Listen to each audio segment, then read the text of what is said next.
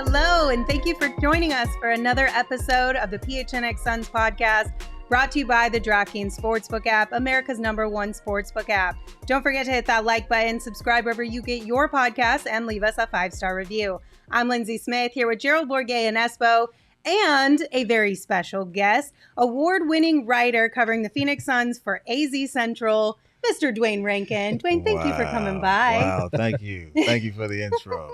Wow. Don't worry, she makes us call her Emmy Award-winning Lindsay Smith. She is Emmy Award-winning. It's factually true. Right? So, there you go. I'm just making sure everyone knows who everyone is around here. That's beautiful. That's all. We love it. We love it. We're for it. Let's do it. Let's do it. It's not quite the intro he's used to getting from Mr. DeAndre Ayton, but we won't go there. Yeah. Please, we won't go there. That's not going to happen today. Duane, how have you been? We're really thankful that you were able to come make it down to our new studios. This is the DT set. This is sweet. Goats only allowed. So I know that's not welcome true. in. Welcome in. That means I'm. That Bye, means, Espo. that means that's definitely not true if I'm sitting at this table. Nah, this is cool. This is a nice setup. I like this. Thanks. Yeah. So we wanted to bring you on today.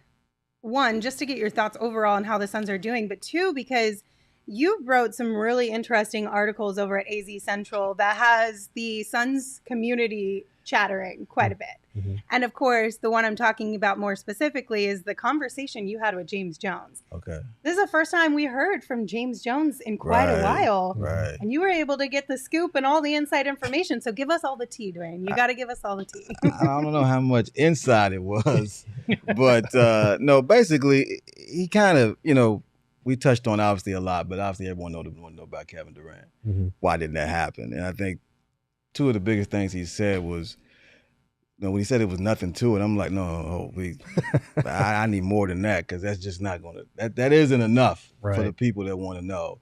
And he basically said that the Nets didn't want to give him up. And it was like no in-depth conversation, no real full conversation. So that leads me to thinking that the Nets really weren't, they weren't trying to trade Kevin Durant. Mm-hmm. And I don't know what the Suns would have had to thrown out. Obviously, Devin couldn't be part of that because of Ben Simmons. Mm-hmm. So that's the piece that if that would have happened, then the deal would have went down, could have went down. But then when you give Devin the Supermax, he's not going nowhere. Mm-hmm. So then what else do you have to talk about? Unless you're doing a 3-team, which would involve Ayton and then obviously when they matched the offer sheet, that scratched that. So now we're like, well, the odds are against this happening. Right. And so I think the main thing when he was saying how a team must be willing to trade a player, and they weren't willing to trade a player. So it's almost like James was saying, well, we talked, and then he came to that realization and said, okay, it's time to move on and do something else. Yeah, I mean, it makes sense when all the rumors we heard were outlandish amount of picks and top-tier players to get Kevin Durant. It never really felt like they wanted to engage on anybody. Right. It just they wanted to engage. They wanted somebody to give the house up, right? That's true. and the Suns weren't going to do that. Mm-hmm. So then it became. I find it interesting the way he discusses the whole thing, and it wasn't like he was animated. It wasn't like he was upset, which he never is. Right. I mean, he's usually at least laid back guy, but I never sensed that he was irritated by it. Mm-hmm. He just felt like, hey, it didn't go down, and now now the Suns got to do something else. Right, because that was the most interesting thing to me when the Kevin Durant stuff came up in the article, was his first response was, why is Kevin Durant not here or whatever? And he was like, because Brooklyn wants to keep him. Right. It was very much like, because these guys were being, some type of way about it the whole time. Right. And again, he's I think you're happy with, obviously he's happy with the team that he has. Mhm. And we know that if Kevin Durant was here, that they would have to part.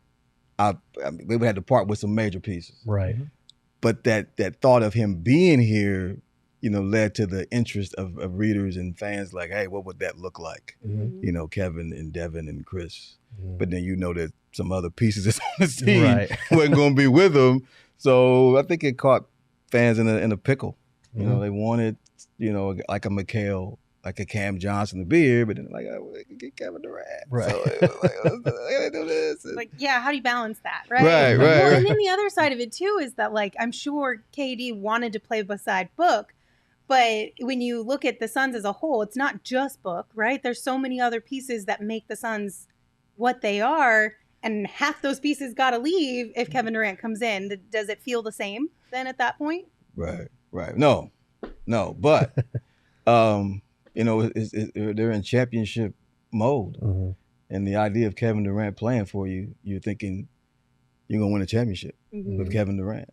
Yeah. But that's not to say you can't win one without him, because the Golden State just did.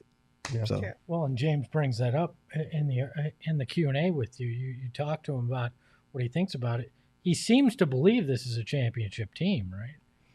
yeah. I mean, but the thing about it is that to me, when I even look at that, it's more of the Suns are who they are because they got the same team basically back. Mhm. So the only thing that you're thinking is, okay, maybe Aiden's more involved in the offense. Maybe Chris is taking less shots. Maybe Chris is playing less throughout the season. Maybe Campaign is playing more. You can see those type of things happening. But then I look at the rest of the West and go, who's better? Who's going to be better? To me, that may dictate more of anything than what the Suns. I mean, Suns are going to be who they are. But how are these other teams going to fare out may determine where the Suns end up. Okay, I have a question. Mhm.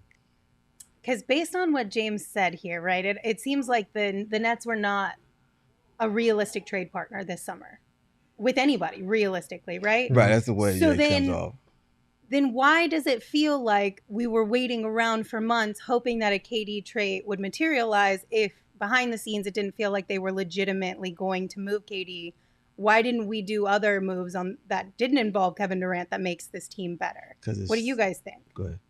Well, I mean, from my perspective, and because we know what James Jones is going to say publicly, like, obviously, I think maybe we're reading into it a little bit, but the way that he seemed kind of annoyed by the way Brooklyn went about business with Kevin Durant, it does seem like discussions were maybe a little bit deeper than he's willing to let on publicly.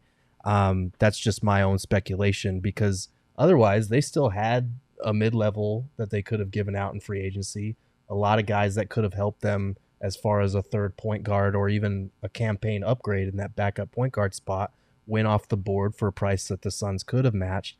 I do think that they were, and rightfully so, kind of putting all their eggs in the Kevin Durant basket. And when that fell through, a lot of the free agents that we had talked about for MLE, like salary, were already off the board. So at that point, I think he was content with running it back, making a couple of minor additions, and maintaining that flexibility so we can revisit this come trade deadline time. I think what you bring up there is what it is.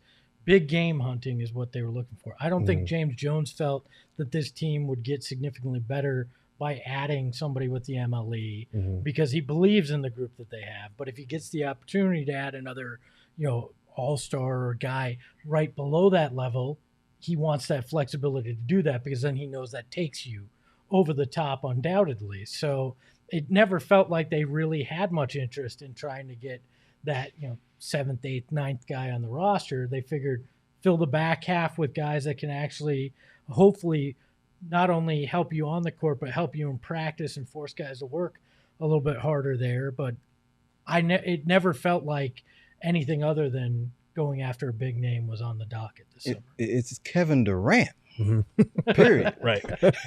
That's it. It's Kevin Durant. So if you got to wait to the midnight hour to see if you can make that happen, you do it. But again, when the Devin Supermax hit, and they signed it. I said, it's going to be hard to make this deal because Yeah. Ben Simmons is sitting there, not going to move. I was waiting for somebody to start saying they're moving Ben Simmons. Mhm. Had that happened, then. Yeah. But once Devin signed that, it was like he's not going nowhere. I didn't think he was going anywhere anyway. But then that's the only player that's comparable to trade for that Brooklyn would be like, yeah, we want him. Right. So And at that point, for the Suns, it'd be kind of a non-starter because Right. the whole purpose of trading for Kevin. Obviously, Kevin Durant is in a totally different tier than Book, but the idea for trading for Kevin Durant is to put them together, not send him right, the Swap one opposite for way. the right, other. right. Which is why which was a part of Right. why Kevin Durant wanted to be here in the first place. Right. Well, it felt like the second the Nets said through back channels, we don't want DeAndre Ayton, Mhm. that was really the point where you knew this is going to be tough sailing regardless, because you were going to have to find a third or fourth team Right. to facilitate anything. And then once you had to match indies, it felt like it was over at that Yeah. point. Yeah. Make for a great summer though. Yeah. It, there's a it lot was to super talk about. entertaining. It You're did, not really. wrong. It did really. All right. So, as Espo mentioned in your article, James did say, yes, he believes this is a championship caliber team. But then he also followed up with your follow-up question saying that they're always in evaluation mode Right. and that he kind of thinks this will probably be the team that we'll see come We'll see. training Right, camp Right. based on his body language and all the things that you were picking up Trying behind to the scenes vibe. while you were talking with him. Right. Do you feel like this is the team we're going to start this season with, or is there a potential that a trade might still come down the line? I just can't see it, but that doesn't mean it won't happen because he is always looking. Like he literally is always looking. Like it's like that's what every time I've talked with him, whether it's on, off, whatever, it's always I'm looking to help the team. I'm looking to benefit. I'm looking to better the team. So, but I mean, you're 2 weeks out. Right. I mean, if you're gonna do this now, I mean, what exact? I just don't. And the fact that he said that they were in discussions with Cam Johnson, Mhm. that tells me that they're not moving him. hmm You're not moving Mikal. Right. So Who you moving? Who you moving? Yeah. you're not moving Chris. You can't move DA. hmm Definitely not moving Devin. hmm Who you moving? I mean, Campaign shooting jump shots with Devin Booker. I mean, that might be. Yeah. Damn, like I'm sticking with the guy. You know, you ain't gonna move me. sticking with Dev. We're gonna take these. We're gonna go get our workout on together. I was just saying. Yeah. I mean, there is one name that it feels like it could be, and you did talk to James about it, and Jay Oh, Crowder, Jay Crowder. making a little noise on social. But I found James's response interesting to that, saying it's just kind of noise. How did you read into that? Because to me, it's a little bit more than noise, but I don't know. I'm not the GM, so I mean, I don't try to read too much into that. I guess what I was trying to get at with him was, does this affect how you perform, how you do your job when that's out there? Like, what do you do? Do you react? Do you make calls? Do you what? And then the fact that he's saying it's noise, almost like, okay, Jay's venting. Yeah. And then once Jay and I sit and discuss stuff, then we get back to normalcy. Like Right. Jay, whatever the issue is, and Joe, we both been around Jay a lot. Mhm. A lot of Jay is mental. Yeah. Mhm. A lot of him is mental. Not to the degree, Kelly is mental too. Yeah. But Jay is mental. A lot of the stuff is, him in his head, feeling good about himself, feeling good about how he plays, feeling good. And if you're looking at a Cam Johnson, who, if they're talking about a rookie extension, you're thinking you're going to start Cam Johnson. If you're going to start Cam Johnson, that means you're not going to start Jay Crowder. hmm So maybe Jay's reading into that. I don't know, but I'm just saying that a lot of him is mental, and I think that sometimes he needs to do that for himself. Sometimes it's motivation. I remember I wrote a story about who should start Cam or Jay Crowder last year. He liked it Mhm. on Twitter. Yeah. Like he's aware. Was it a I genuinely like this, or No, was no, it I mean, an he angry? hit the like I see button. this, Yeah. Dwayne. No, it I see wasn't. what you're saying, Dwayne. It wasn't. He didn't like say anything, Right. but he liked it. And I Yeah. was like, Oh Okay, man. well, His way of letting Yeah. you know he's right, watching. watching. That's what I mean. Yep. He's mental. I hear you, Dwayne. Yeah. That's what he is. He's mental. Just letting you know he's Just let me keeping know tabs. that Yep. keeping tabs on who's saying, who should be starting. Well, see, at least with yours, that's like maybe a potentially positive thing. That happened to me with Tyler Eulis, and it was a tweet that I had sent about like Tyler Eulis needs to go back to being the player he was at the start of the season, and he liked it, and I was like, oh man, this is gonna be an uncomfortable locker room now. I got called out by Alan Williams once in the locker room for a tweet that was sent that same night. Did you? So yes, it wasn't too bad. He was joking with me, but yeah, Right. it happens. They see the stuff. Oh, That's yeah. for Totally. sure. Yeah. Definitely do. Right. We would be completely lying to ourselves if we didn't think that players search their names or know who's talking about them within their markets and keeps Right. tabs on it. Like, No doubt. we got to be crazy if we're thinking that. No doubt. So do you think that they had a conversation and it's good now? Because those subliminal messages via social media went on for quite a few weeks. It wasn't like a one and done type of thing. It was at least 3 Right. different instances. Right. I don't know personally, but I got to think that somebody talked to Jay, and then they got back to James, and then they whatever. Because he said we're good. Mhm. So to me, that says something was said, either third party or whatever. But they had this talk, and then now if we see a move made, then obviously Right. it weren't good. Yeah. But I just don't see that happening. So obviously, I would assume at this point, 2 weeks left, that they're good. But I we'll would find out soon. I would guess so. I mean, it did. The whole quote kind of did come off as like, once the ball goes up in the air, we'll be fine, kind of thing. And we both know Jay well that I don't know if that's necessarily the case, but Right. he has always been a professional. So I think it's either they buried the hatchet or they've been like, look, we're looking for moves. We'll get We're you shopping. somewhere. Hang Yeah, tight. yeah. Hey, I feel like James could call up and go, either way, whether you start, whether you're on the bench, you're you're staying. making $10 million this year. So enjoy that part of it at least. With Right. a team that has a potential to win a championship. Like you could be in worse situations. That's That's true. for sure. But Go ahead. No, I was going to say the two obviously huge dates is January 15th Mhm. and then the trade deadline. Yep. Because we're all this stuff that we're talking about now, the team stays the same. Mhm. It's going to still be there come Right. that time. Mhm. So where are they? I remember last year they were talking, they should make a move. I'm like, how you gonna make a move when you 50 or 40, whatever they were at that Mhm. time? How you gonna do it? It don't look right. Right. So if they're struggling or not where they think they should be, then maybe he pulls the trigger. Well, and that's the thing. If the Nets come out of the gates and struggle too, everything we went through this summer is going to be rehashed because Right. you're going to hear all the noise again because the assumption is going to be KD's not going to want to be there if you're losing. So then it all starts all over again. Mm-hmm. And I do want to talk more about this, but first, we do have a super chat from Psycho Blue. Psycho Blue, thank you for your super chat. They said, Suns winning a title with no changes? ? Basketball Cthulhu needs to see a little bit more before he rushes to escape the seal. So my question is, if this is the team, right? This group right now, if this is the team come opening night, how comfortable should fans feel about putting their money on the Suns on the DraftKings Sportsbook app? I'm going there. Well, let me. Espo, that's you. I'm looking here. You're I looking want to at the see odds. where the odds are right now because Okay. I don't want to give you bad advice. All right. I would guess they're probably 5th or 6th best. I mean, to be fair, even when I find the odds, I'll probably give you bad advice, but I don't want to do it on purpose. Of course, I can't find it at the moment. So we're looking here, NBA odds. We're going to look at championship odds here, and we are seeing the Suns as of right now are sitting at a plus 1,200 to win the title, where they were at like plus 300 earlier in the summer.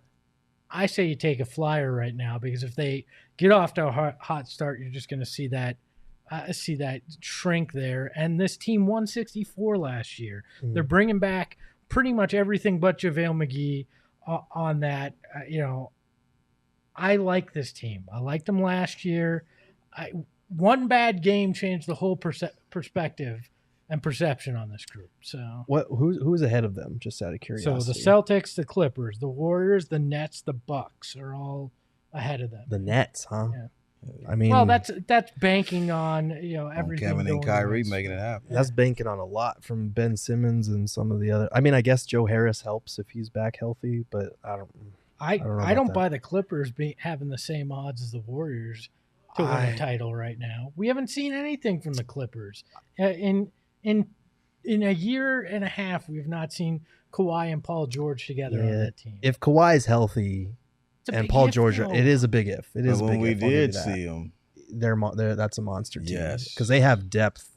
when we did see them, They've got better depth than I think the they Suns were making had Utah last look year. bad. Yeah. When we Real did see him, bad. Devin Booker made him look bad in the bubble. That's what I'm saying. You know what I think? Okay. I think I would rather put my money on the Suns than I would the Cardinals right now. Because Well, yesterday, yeah. Wow. Wow, Yesterday you got to was cut all like rough. that, huh? Yeah. salt in the wound. Punching Sorry, down. PHNX Cardinals, Punching but down. the read is football related, and I just had to bring it Yeah, back you gotta somehow segue. because we all know the first week of the NFL season is here. A lot of us would like to forget that and move on to week 2 pretty quickly, but the DraftKings Sportsbook app is hooking our fans up right now, and new customers can bet $5 on anything to get $200 in free bets instantly. And as an added bonus for week 1, everyone can experience the thrill of DraftKings early win promotion. It's simple. Just go download the DraftKings Sportsbook app right now, use promo code PHNX, and bet on an NFL team to win. And if your team leads by 10 at any point during the game, you get paid instantly, even if your team loses. That's promo code PHNX on the DraftKings Sportsbook app. Just a reminder, minimum age and eligibility restrictions apply. See show notes for details. I do like that the Nuggets are plus 1,900 and the Suns are plus 1,200. We got a little bragging rights sorry, there. Denver. But they've got Jamal Murray again. Yeah. The Maybe. Suns Come on, killer. Jamal Murray. The Suns killer. The Suns killer, Jamal Murray. But I did like that Kyler Murray post game yesterday. That was beautiful. Oh, yeah. I need more of that. Mhm. Need that injected in me for real. That was nice. I'll Just take kicked our ass. Kyler Murray Yeah. over Mhm. any other Murray, Yeah. NBA or Okay. NFL. That's our Murray. We'll claim that one. There for it sure. is. Dwayne, do you like these chairs? They're a little comfy. They're a little comfy. They're not too bad. It's They're not too bad. A little plushy. A little huge comfy. upgrade from our last chairs. Whenever you put your thumb in something and you get a little mark, that's You pretty could good. literally write your name on it. That's Mhm. right. And literally leave your mark on That's these right. chairs. I like that These- Dwayne has a whole theory on what makes a good chair. Oh, that is it. If you don't have that, then you sitting on plastic slip covers, which I used to do Okay. back at the crib over grandma. I know all Yep. about the plastic I slip do covers. too. I did too. All my Italian family did the same thing. Okay. Yeah. Okay. You're not wrong. But these chairs, no plastic. No You got the plastic slip nice covers. smooth. That's right. All courtesy of our friends over at More Furniture. And if you guys are in the market for some furniture, you can check them out at morefurniture.com. That's morfurniture.com. Okay. I want to kind of go back because we were talking about the trade deadline. Mhm. And a lot of people are saying maybe the reason why the Suns haven't made a little bit of a sidebar move is because they're holding out, setting themselves up to still be very flexible come Right. trade deadline. And maybe DA is still potentially going to get moved. Just from all the things you've heard over the last offseason and things around the league from your contacts, how are you feeling about the way this team might look after the trade, or right after the trade deadline? I think if, well, just specific on DeAndre, Mhm. if James Jones is going to hold to that word of we're going to make him better, we're working on these secondhand things, and he's going to be able to do this. You know, we've been hearing the dribble for 3 years. Right. Off the dribble. We've been Waiting hearing for that. We haven't seen it, Mhm. but we've been hearing it. And we've been hearing, I mean, he did pick and pop last year, but we've been hearing everything that he described for at least 2 years, if not 3 years. If they actually do that, and if he actually performs at that level, being able to do that along with what he already brings to the table, Mhm. he's going to have some huge numbers, and that makes him very tradable. Mhm. I'd agree with that. So- It makes him very tradable. So if they start highlighting him early in the offense, you're thinking that's showcasing more than we believe. Oh no, in you this trying to guy? win. You Mhm. still trying. You trying to win. I'm not. What I'm saying is, if he comes out the gate and plays well, first 2-3 months, that makes him very tradable. That You makes him know. very desirable. Yeah, maybe you do want this guy, Brooklyn. Maybe, Yeah, maybe yeah, you were yeah, yeah. wrong Like, this like, offseason. look, not well, anybody. You know what I'm saying? Like, Yeah. But I'm just saying that if he performs at a high level, I mean, like all-star level, and that talk is out there. Mhm. You know, where Aiden's right there right behind Jokic and Embiid, and he's right there, and team is watching. Teams are watching. Like, if we had him, we're willing to give you this for him. Because the truth is, I mean, the Suns, the way they play is pick and roll. I mean, we saw with Biyombo, as great a talent as DeAndre is, they were winning with Bismack Biyombo. Right. And JaVale McGee. And Jalen Smith starting a couple of games, They too. were winning with that. So what I'm hearing is Jacques Landale is going to have a big season. My boy. We can only you hope must so. be hearing that up here in your head. That's true. There's lots of voices. I mean, I'm curious to see that. Because he played well against Phoenix. He didn't put up like these huge numbers, but he competed and he plays hard. He runs the floor. Like everything he just talks about, he does that. But I'm curious to see how this works. You know, is Sarich the backup? You know, is Biyombo just watching? But then if you need energy, do you put Biyombo in? Right. I'm curious to see how Monty works all this. But you feel the system's geared towards good center play based just on the pick and roll. Is what you're saying. but Aiden doesn't have to do pick and roll to score. And that's why when he said handling the ball, that's not pick and roll. No. Yeah. That's dudes in front of you, go get him. That's what we saw in the Pelicans series when Devin Booker missed those 3 or 4 games. We saw a lot more DA facing up and actually putting the ball down. And like you've been saying, we've been waiting to see that for a long time. Right. We've been talking about it, and there are times where he gets the ball and he just kind of swings it to the side, and you look and he's got one guy in front of him and the rim, and it's like if he has dependable moves, even if it's just a 1-2 dribble and go up or spin or something, like that's progress. That's the next step for him. But I keep going back to what James Jones told us during exit interviews when he was talking about, I look around at these other teams in the league like Boston and Golden State, and I see they have 3 or 4 guys that they can kind of swing the ball around to, and they can put it down and go get a bucket. And he was wondering, like, did I do that enough with Mikal, with Cam? He brought up Landry Shamet. Right. So I think to your point about, you know, putting the ball more in DA's hands, there's a lot of that might be going around, because I think Monty maybe realizes, like, we can't be so Booker and Chris Paul dependent in the playoffs, right? Because they're going to take that away. They're going to take away that pick and roll. We need guys that we'll experiment a little bit more, put guys in different situations where they can handle it a little bit more. But that trade deadline, I think, again, if Aiden, he can make himself more desirable if he had. And then also on the flip side, you know, like if you have, say, Jay at that point, and it's just not, the vibe ain't right. You can tell, right? Because you know what the vibe was right felt like. Yeah. I mean, we saw it last year. I mean, it was obvious. Like, these dudes get along so well. Yeah, they're holding each other accountable, but they're really vibing together. If you're not seeing sense in that, and then it's like, okay, what is it? And if it happens to be Crowder or whatever, then maybe he's somebody you move. Yeah. At that point. And I think that's the concern for a lot of Suns fans. I mean, Libertarian Sasquatch in the chat said good vibes already, not all right. And it's been a topic of conversation for Suns Twitter for over the last month. I think a lot of it stemmed from the DeAndre and Monty potential issues there, the Jay Crowder social media, like whatever. Do you get a sense, or is that just all of us because there is no Suns basketball and we need something to scratch that itch reading into that? Or do you get a vibe that their vibes are off? But here's the deal, like DeAndre and Monty, they haven't seen eye to eye a few times. I mean, even DeAndre said it, you know, like, right. Hey man, there's just, you know, there were certain points of the season where we weren't getting along, or we had these conversations. He's openly discussed it. The difference is we literally saw it. Right. And that's the difference. Like behind, I think probably in a practice or behind the, you know, Monty always says, you know, I'm talking you up, but then how is the recipient receiving it? Right. It's totally different. Like your task is, well, I want to get you here, and DeAndre might be like, look, man, I'm the only one down here rebounding. I'm the only one out here blocking shots, and now you on me about something. Like, give me some help, you know. So I think that plays a role in their dynamic. But Monty has been a supporter of him in terms of his son and giving him advice and things of that nature. But he's still a coach, and Aiden's the player. And Aiden, you know, hey, look, he is not necessarily the guy that's going to fall in line all the time.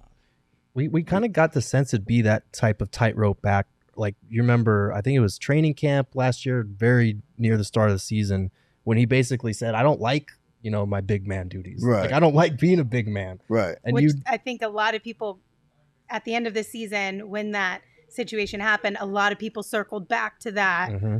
Why are we going to pay DA when he doesn't even want to play the position that we need him to play? Right. But it's also like, so how are you going to keep him satisfied, let him do more, but also continue to harness what he does best, because he is an elite pick and roll rim running big man. Like, he's really good at that. The whole Suns system is kind of predicated on that. So the challenge is going to be on Monty to find a way to continue to help him raise his ceiling, let him do a little bit more of the things that he wants to do, while also making sure that the Suns' top 5 offense continues to do what it does best. Doesn't all this just come down to, though, winning? Yeah. I mean, if you come out and you're performing well, he's got good numbers, like, a lot of this noise fades away, fades into the background at some point, right? I think it feels so loud because the last thing we remember on the court is a giant implosion, losing a game 7, losing in the fashion that you did, guys expressing frustration, and that's what everybody sat with. I feel like if they come out of the gates like they did last year, a lot of that does kind of devolve or kind of just dissipate, right? Well, but at the same time, I keep hearing the whole Game 7, but I go back to the Pelican series. I'm sorry. Shouldn't have gone 6 games. No. I get Devon's out. But that shouldn't have gone 6 games. But how much of that was the Pelicans played to a level that we hadn't seen them play, rather than, I don't feel like that was a series where the Suns played down to competition.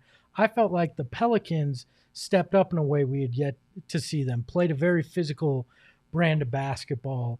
I think it's a little of both there. Well, good, Joe. I think so. I think Willie Green, his familiarity with guys' tendencies, with the system they run, with all of that, I think that definitely helped. I think the Pelicans did play a lot better than we were expecting, but I do think there was a sense that, outside of Chris Paul, those games that he closed really well, outside of DA kind of stepping up, there wasn't a lot of other guys that they were able to turn to. Like, Mikal Bridges had that one really great game, but outside of that, it was kind of DA and Chris Paul shouldering a heavy load, and they didn't get help from guys that they would know. Like, Jay Crowder shot horribly in that series. He turned around against Dallas, but in that series, he was awful shooting wise.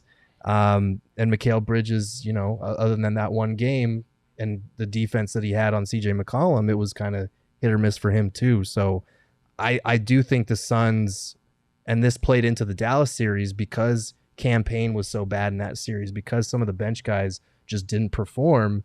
Monty was maybe not as willing to look elsewhere on his bench or try and find some other type of answer. And that's why Chris Paul was still playing heavy minutes, even though he was not clearly himself. Well, yeah, we talk about internal growth. That's what we've heard. Monty has room to grow too. And no doubt. That.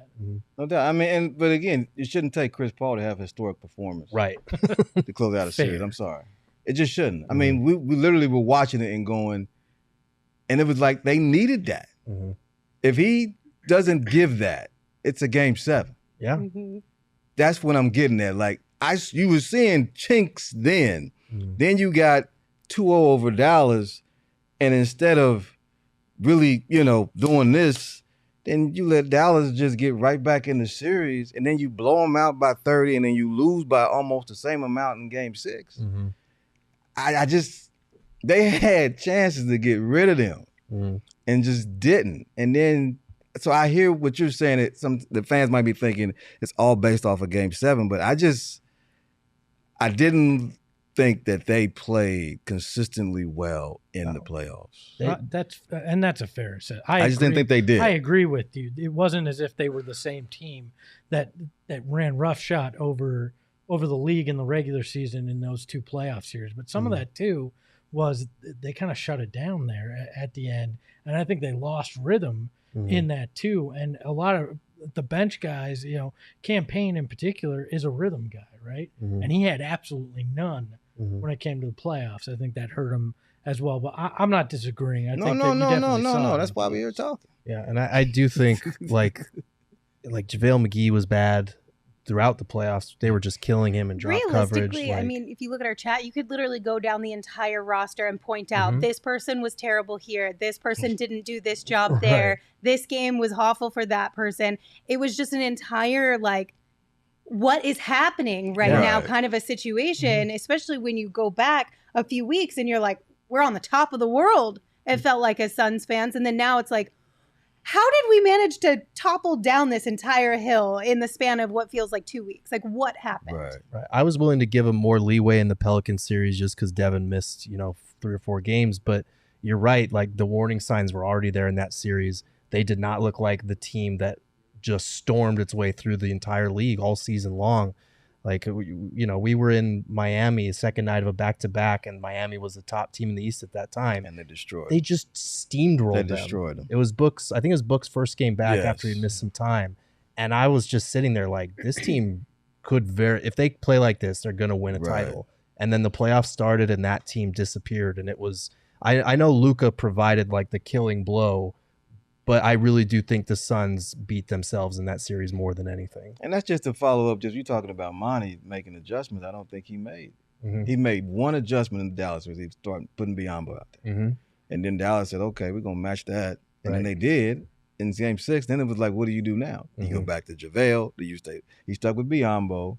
He stuck with Shamet. And it's like, Shamet's not a point guard, so why you got him out there with Devin? Yeah. Right. So I just, now you want Devin to carry the load. It's like game 7s to me, bench guys usually deliver. Like if it's a closeout, those guys usually come through, or the non-all-star guys. And it was Mikal's opportunity, that was Cam Johnson's opportunity in game 6 and game 7. And neither one of them did what they needed to do to help the team advance. So, look, 64 wins, you can't deny that. I mean, this team had a great season, and this team I don't see a 60-win season this year. Right. But they should finish in the top 4 in the West. And if they do, they're in a good position to do what they need to do. I wonder if a lot of people are pointing, oh, this is Utah. This team is Utah that we saw with Mitchell and Gobert. I don't think so. But I look at this and I go, is this kind of one of those moments where we'll look back and a lot of these great teams that finally get over the hump have to take some lumps in the playoffs before they get there. I mean, it doesn't usually just happen like it did for the Suns to just get to the finals after not being in the playoffs for a decade. So I wonder if we look back at this at last season's playoff run and go, that was the moment they learned how to play playoff basketball because they took it in the chin. They got punched in the mouth in 2 different series, and maybe that teaches Cam and Mikal what they need to do in the playoffs for young guys. I could see that. I will still argue that I think this Mavs series was more instructive than the Bucks loss because that, as much as it sucked to get that far and come up short after a 2-0 lead, like they just got outperformed by a team that was incredible, like, and an all-time performance from Giannis. Like, I think in this Mavs series, they had the 2-0 lead. They knew they were the better team, and they just completely had to learn a very hard lesson at that time. I think that is going to stick in their minds, maybe even more than a finals loss, because at the end of that finals loss, it sucked, but we were all kind of feeling good about, like, wow, what an incredible run. Nobody expected this. Last year, all the pressure was on them. All the expectations were there, and they came up short. I do think that might stick in their brains a little bit more when we get to that point in the season next year. There was a little sliver of potentially good news in here as well, and that's that we might see a Cam Johnson extension here in the near future. What was your kind of perception of the way that James Jones talked about Cam Johnson? He raves about him. I mean, he thinks that Cam Johnson can be, take a next step, and Cam has been taking steps, particularly second and third year. I mean, the knockdown shooter. I thought the injury hurt him. Yeah, he just wasn't the same when he came back, which was such a bummer because that game that he got injured in too was so fun. The Knicks game. Yeah, he was on a roll at that point in the season too. He kind of lost the aggressiveness after that injury.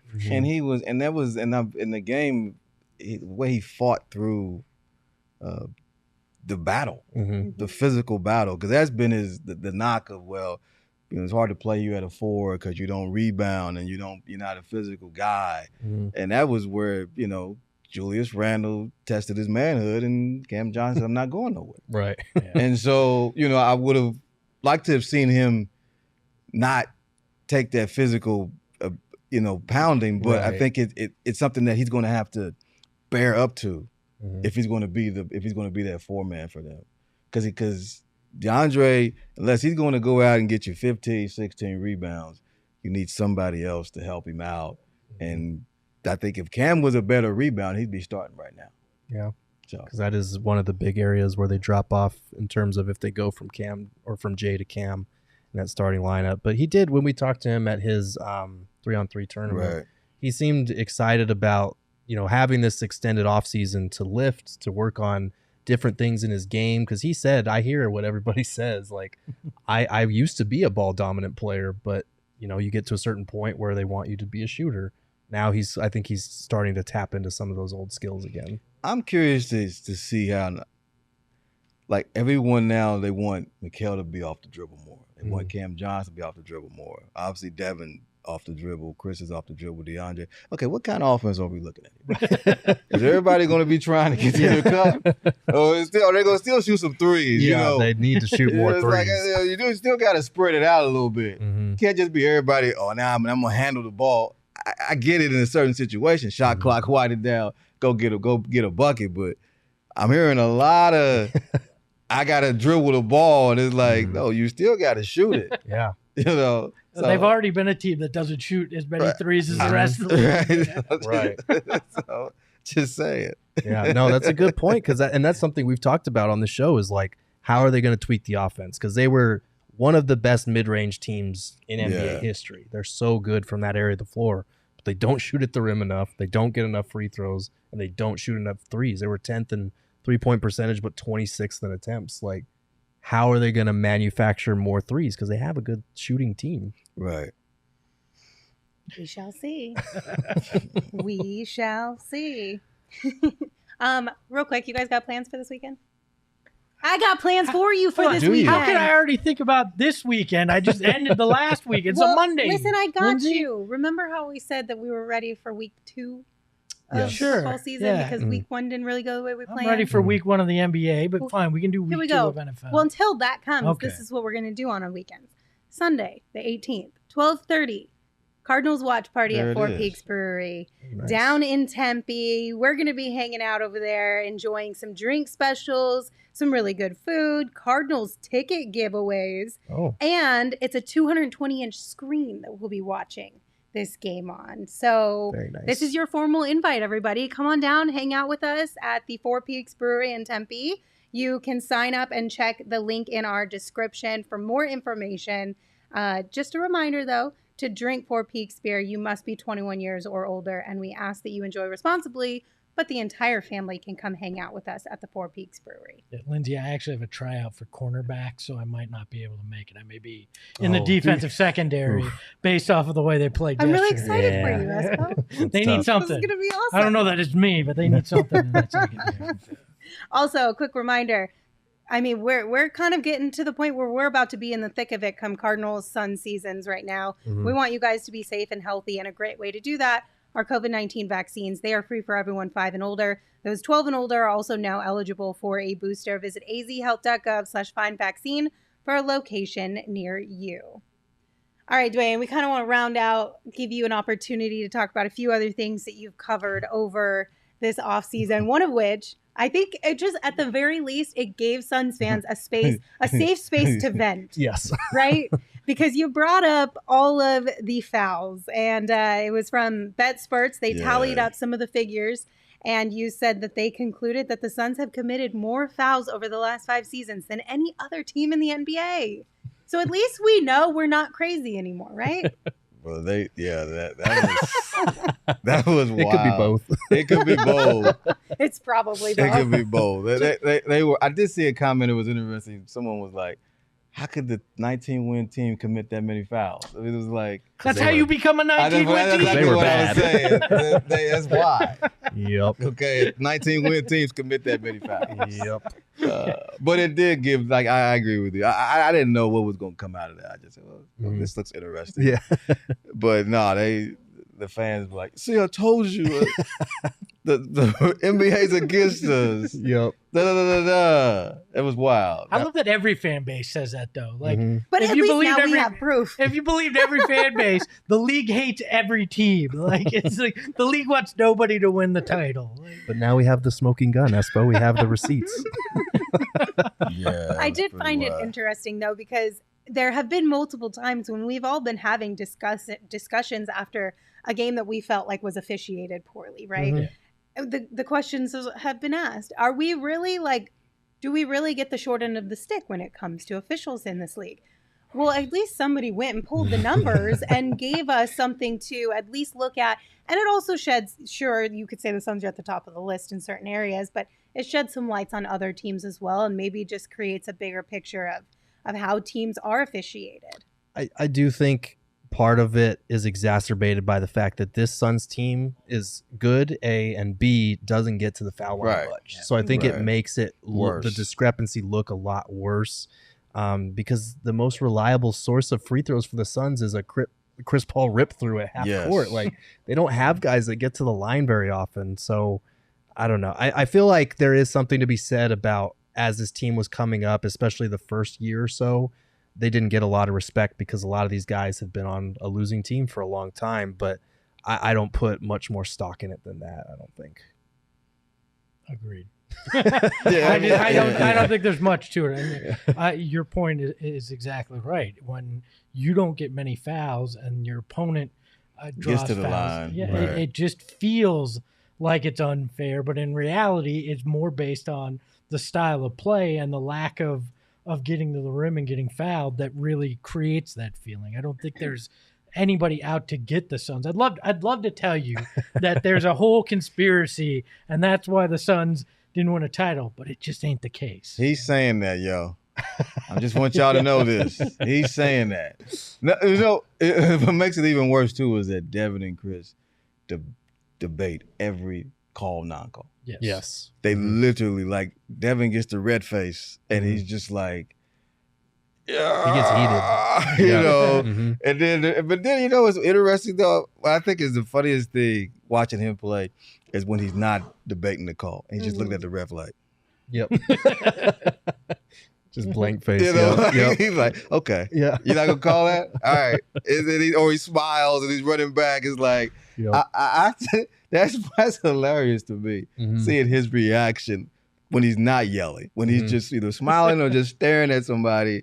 Because Chris is going to, hey, look, he's going to debate everything. Mhm. He's not going to play that back and forth. But Devin seems to have found this sort of way to deal with it Mhm. because he does get knocked down from time to time when he does go to the basket. Mhm. And but then there's stretches where he'll shoot a bunch of free throws. Mhm. And there's stretches where he's saying after the game, I don't want to get in trouble. But Yep. Yep. Yeah.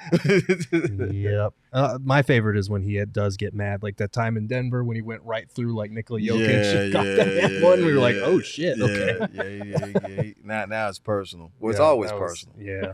I do appreciate Devin's facial, just things like you can always kind of get an idea of what's going Where on he's in at. his head. Yeah. That's, I feel like, as much of a insight that we get to his feelings that all season. Like that's where we get it Oh, yeah. in mid game when you read his face, because you're not going to get it in the press conference after the game very often yeah. from him. He's like Pikachu. When his cheeks start turning red, you better Yeah, watch he's out. red face. Yeah, you better watch He's out. red face. Nerd. Oh, come Sorry.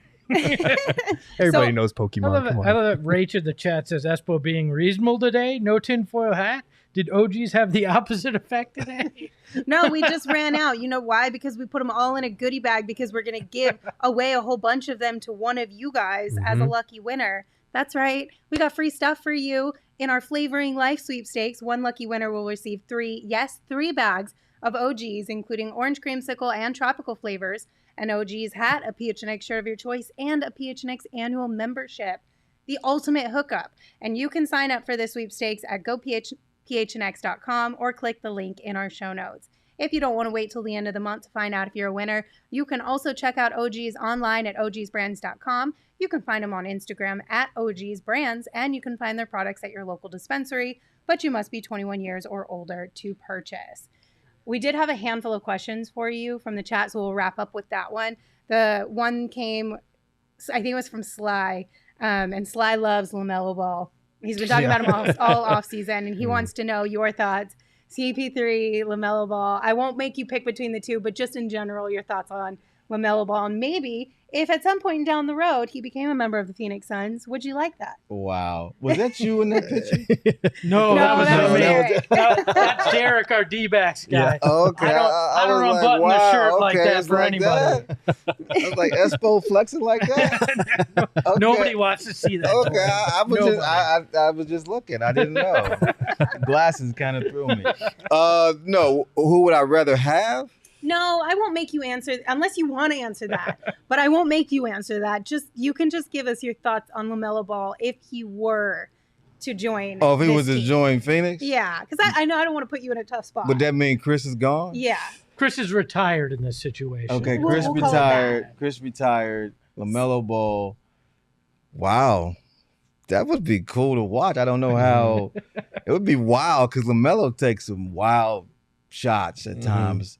But he is a super, super talent. I love to watch him play.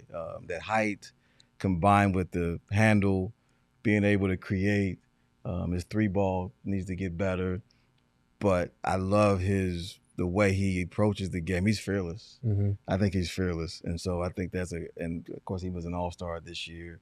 I expect him to be an all-star next year. But I think obviously he has to take it to another level for Charlotte. Because, I mean, Charlotte is still not a playoff team, right? I mean, they've done the play in the last 2 years? Oh, yeah. Both years? And got washed both times. Yep. So it's like, clearly as good as he is, he needs to do more. And then Charlotte's job, Jordan's job is to surround him with better players. But I would find it interesting if he was here, how that would work with down the stretch of games. Yeah. Because he has an ability to get the shot off, but clearly he's not efficient as Chris. Right. It'd give you both a lot to write about. I'll say that. Oh, man. Come Definitely on, man. would. A lot of highlight plays to look forward to with that. A lot of post games. We haven't seen the real LaMelo post game yet because it's been at that podium. Right. When they open up that locker room this year, It's different. Now you're gonna see something different. Yeah. That'll be an Yeah. interesting one.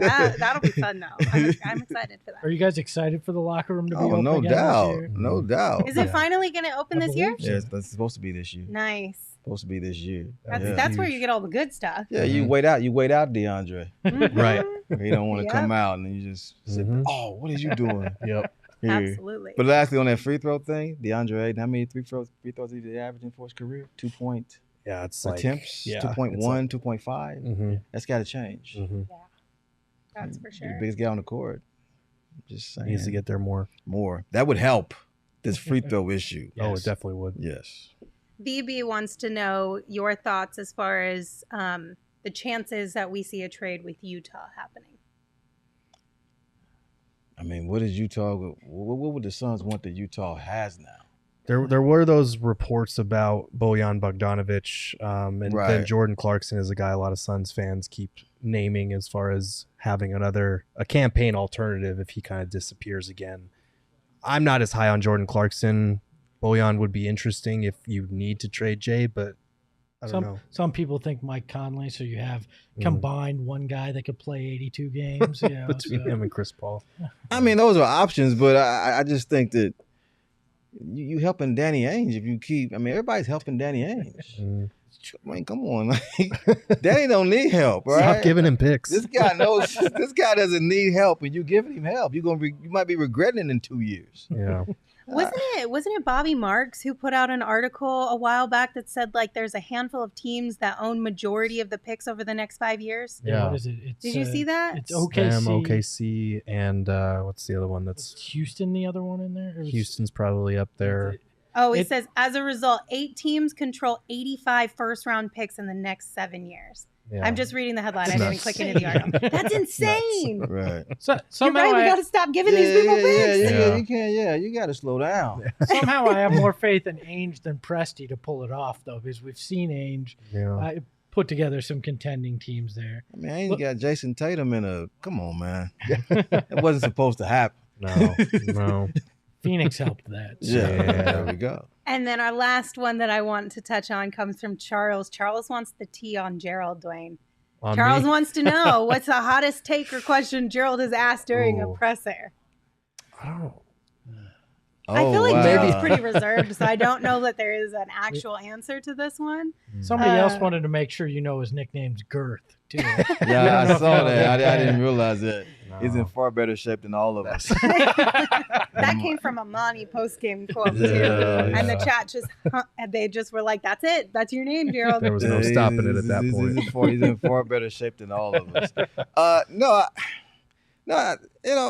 think when Gerald gets at some issues that we don't, or at least that I don't. Look, I'm trying to figure out, man, why the hell is this happening? Gerald is more trying to figure out that, but in a way of, okay, this is what you said. This is what you said. Now, then, or is this going to happen? Right. To me, those are hot texts because you're putting the coach on the spot by using his own words. I You appreciate said that. you were going to do this, and then we haven't seen it, or is it something that we're going to see later? And then Monty's looking like, Yeah, it is. okay. How are you going to use my It own is words? funny because yeah, Monty yeah. will look at me like, okay, you going You're there? gonna quote me on that. Yeah, you gonna quote. He does that probably far more than anybody else. But Gerald's got that memory, though, that I feel like, and I don't know if it's just the way that you take notes that are so meticulous or if it's genuinely just the way that your brain works.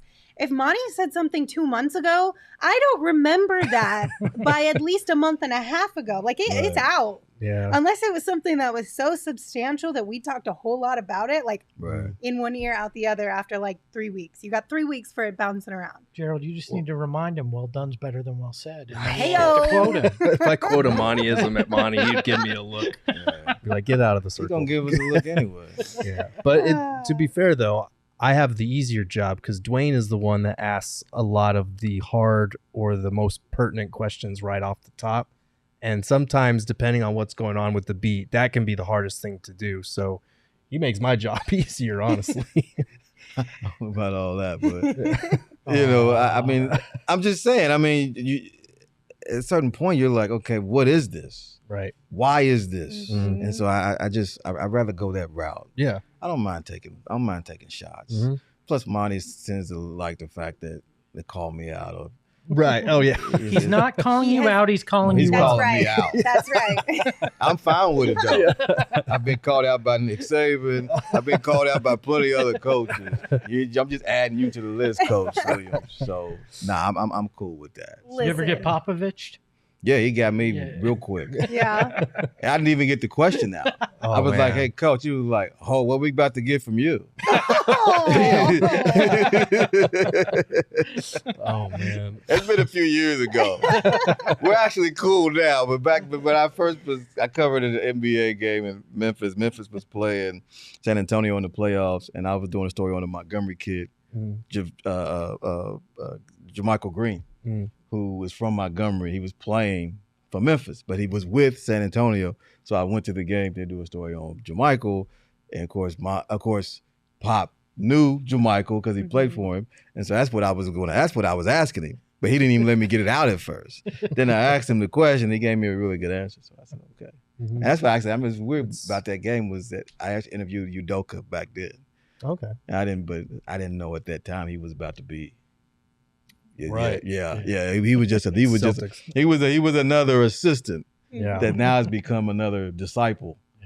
It's Powerhouse just crazy. in the How the East, hell yeah. does he do that? I mean, really, it's It's amazing wild. what Pop does to get guys and have them in that position. I mean, if you just go down the list Mhm. of the guys that have now succeeded, that coached under him, it's amazing. I feel like it's got to be like he literally gatekeeps nothing. Mhm. Like a complete open book, right? Every single tool that I have been able to gather throughout my time, you have all of it, access Right. to every single piece of it. Mm-hmm. I feel like it's got to be something like that, right? I'll just say, you guys don't have to comment on this, but it feels like Earl Watson was the only one to gatekeep. Oh man, oh man. That was the part of the coaching tree that did not work out. Lindsay's mad now. You made Lindsay That was mad. just for you. Listen, we're going to That move was right just on for along. you. All I know is that I'm super happy that the Suns are winning because I know we were all there during the dark days. Mhm. And I'm really glad that the two of you get to be in a locker room press conference space that is much more enjoyable and happy. For now, let's hope it continues. And fingers crossed, knock on wood, touch Yeah. metal, whatever your thing is, it continues and we have a really great season. Dwayne, thank you so much for coming on the No show. We problem, appreciate no- you. no Everyone watching problem. and listening, if you have not read Dwayne's articles that we talked about and even more from this offseason, make sure you go do that over at azcentral.com. And also, if you are not following Dwayne on Twitter already, you should be doing that as well. He's at Dwayne Rankin, so make sure you go give some flowers and support Dwayne this upcoming season as well. Thank Any you. final thoughts, you guys? No, I don't think so. I thought I was dressing up on the show, having a collar on a polo, and Dwayne came in the full suit. I low key though, I was about to wear, guys, I bought this shirt the other day and it Mhm. came last week. It's literally a zombie dinosaur Oh, being that ridden one, by yeah. a skeleton trick or treating with a pumpkin basket. I almost wore it today and I was like, maybe I'll look a little nice. And I'm really glad that I decided to look a You little made nice. you made the right call. You made the I'm right probably going to call. wear it tomorrow. So You tune knew in if you want to see that shirt. You knew It's Dwayne was awesome. going to bring his A game. You prepared accordingly. Wow. Wow. the show's unique. We Dwayne. missed out on that one. Yep. We missed out on that one. It's such a good shirt. Oh my God, I'm so excited. Okay, we should say goodbye. Thank you guys for tuning in. We appreciate you as always. We will see you tomorrow at 2 p.m., same place, same time on our YouTube page. But if you can't join us live, make sure you catch us on your favorite podcast platform and make sure that you rate, review, subscribe because it helps us out a whole bunch. Make sure you hit that like button on your way out. And until we see you next time, you can follow me on Twitter at Lindsay Smith AZ.